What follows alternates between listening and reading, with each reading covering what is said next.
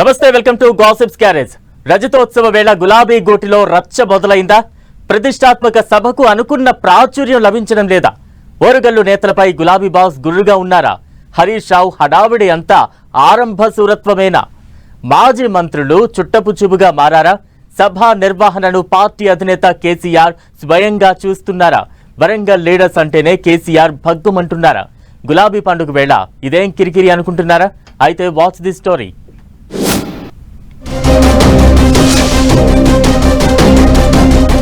BRS రజతోత్సవ సభ గులాబీ దళంలో గుబులు రేపుతోందట.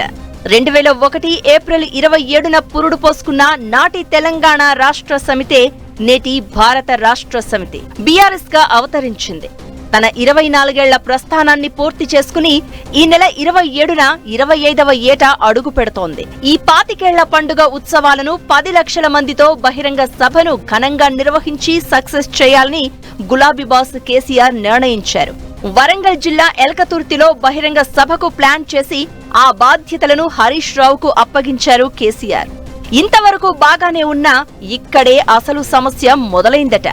సభ నిర్వహణ కోసం అప్పటి వరకు యాక్టివ్ గా తిరిగిన మాజీ మంత్రి ఎర్రబెల్లి దయాకర్ రావు, జనగామ ఎమ్మెల్యే పల్లా రాజేశ్వర్ రెడ్డి సభ ఏర్పాట్ల విషయంలో చుట్టపు చూపుగా మారిపోయారట. ఇక సభ నిర్వహించే వరంగల్లోనే మకాం వేస్తాను అని చెప్పిన హరీష్ రావు ఇంతవరకు సభ నిర్వహణ ప్రాంతానికి గాని వరంగల్ నగరానికి గాని రాలేదట. హరీష్ రావు ఒక్కసారిగా రజతోత్సవ సభ నిర్వహణ బాధ్యతల నుంచి తెరమరుగయ్యారనే చర్చ జిల్లా రాజకీయాల్లో హాట్ గా సాగుతోంది.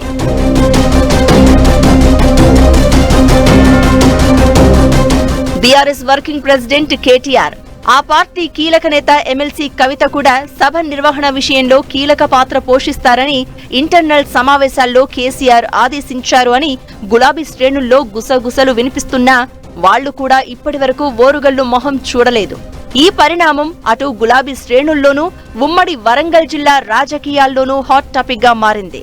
రజతోత్సవ సభ వేదిక ఎల్కతుర్తికి షిఫ్ట్ అయ్యాక ఎమ్మెల్సీ పోచంపల్లి శ్రీనివాసరెడ్డి, పార్టీ జిల్లా అధ్యక్షుడు దాస్యం వినయ్ భాస్కర్, మాజీ ఎమ్మెల్యే పెద్ది సుదర్శన్ రెడ్డి నిర్వహణ బాధ్యతల విషయంలో అనూహ్యంగా ఒక్కసారిగా తెరపైకి వచ్చారు.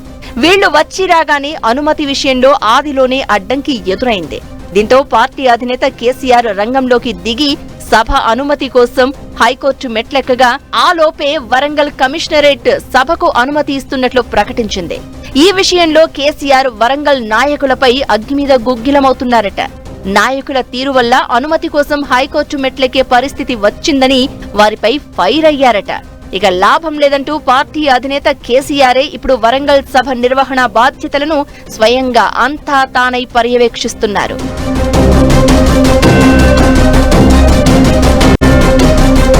పార్టీ రజతోత్సవ సభలను ప్రతిష్టాత్మకంగా తీసుకుంటే ఆ స్థాయి ప్రాచుర్యం ఇంతవరకు ఉమ్మడి వరంగల్ జిల్లాలో రాకపోవడంపై అధినేత కేసీఆర్ తీవ్ర అసహనంతో ఉన్నారట. ఓరుగల్లు నేతలకు ఒకరంటే మరొకరికి పొసగకపోవడంతో తీవ్ర అసహనంతో ఉన్న కేసీఆర్ మాజీ మంత్రి ఎర్రబెల్లి దయాకర్ రావు, ఎమ్మెల్యే పల్లా రాజేశ్వర్ రెడ్డి, మాజీ ఎమ్మెల్యే పెద్ది సుదర్శన్ రెడ్డి ఈ ముగ్గురికి తలా ఓ 2 నియోజకవర్గాలను మాత్రమే అప్పగించారట. మరో మాజీ మంత్రి సత్యవతి రాథోడ్కు మహబూబాబాద్ బాధ్యతలిచ్చారు. మొత్తం 10 లక్షల జన సమీకరణ కోసం ఇప్పటికే నియోజకవర్గాల వారీగా నేతలకు టార్గెట్లు పెట్టారు. ఏదేమైనా పార్టీ శ్రేణులన్నీ కలిసికట్టుగా కదిలి ఎల్కతుర్తి సభను విజయవంతం చేస్తాయా? రాష్ట్రంలో పార్టీకి ఏమాత్రం ఆదరణ తగ్గలేదని నిరూపించాలనుకున్న కేసీఆర్ ప్లాన్ వర్కౌట్ అవుతుందా? వేచి చూడాలి.